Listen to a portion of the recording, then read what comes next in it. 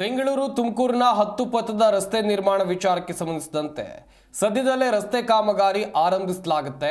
Traffic ಒತ್ತಡ ತಪ್ಪಿಸುವ ಸಲುವಾಗಿ ಈ ನಿರ್ಧಾರವನ್ನು ತೆಗೆದುಕೊಳ್ಳಲಾಗಿದೆ. ಇನ್ನೂ ಜಾಗವನ್ನು ಗುರುತು ಮಾಡಿಲ್ಲ ಅಂತೇಳಿ ಸಚಿವರಾಗಿರುವಂತಹ ಡಾಕ್ಟರ್ ಜಿ ಪರಮೇಶ್ವರ್ ಅವರು ತುಮಕೂರಿನಲ್ಲಿ ಹೇಳಿಕೆಯನ್ನು ಕೊಟ್ಟಿದ್ದಾರೆ.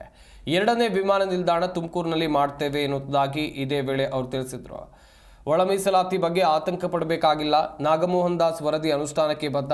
ಒಳ ಮೀಸಲಾತಿ ಸಂಬಂಧ ಕಿತ್ತಾಡೋದು ಬೇಡ, ನಾವೆಲ್ಲ ಒಟ್ಟಿಗೆ ಹೋಗೋಣ ಅಂತ ಪರಮೇಶ್ವರ್ ಹೇಳಿದ್ದಾರೆ. ತುಮಕೂರಿನಲ್ಲಿ ಗೃಹ ಸಚಿವರಾಗಿರುವಂಥ ಡಾಕ್ಟರ್ ಜಿ ಪರಮೇಶ್ವರ್ ಅವರು ಕೊಟ್ಟಿರುವಂಥ ಹೇಳಿಕೆ ಇದು.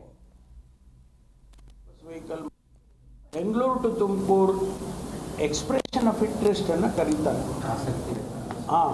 ಈಗಾಗಲೇ ನಮಗೆ ಪತ್ರಗಳು ಬಂದಿವೆ. We are prepared to take up that project on PPP model ಅಂತ ಎಕ್ಸ್ಪ್ರೆಷನ್ ಆಫ್ ಇಂಟ್ರೆಸ್ಟನ್ನು ಕೊಟ್ಟಿದ್ದಾರೆ ಸರ್ಕಾರಕ್ಕೆ.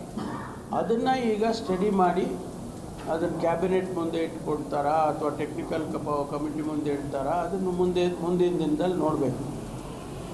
ಒಂದು ವೇಳೆ ಅದು ಒಪ್ಪಿಗೆ ಆದರೆ ರಾಜ್ಯ ಸರ್ಕಾರಕ್ಕೆ purely on the basis of special purpose vehicle ಮಾಡಬೇಕಾಗುತ್ತೆ.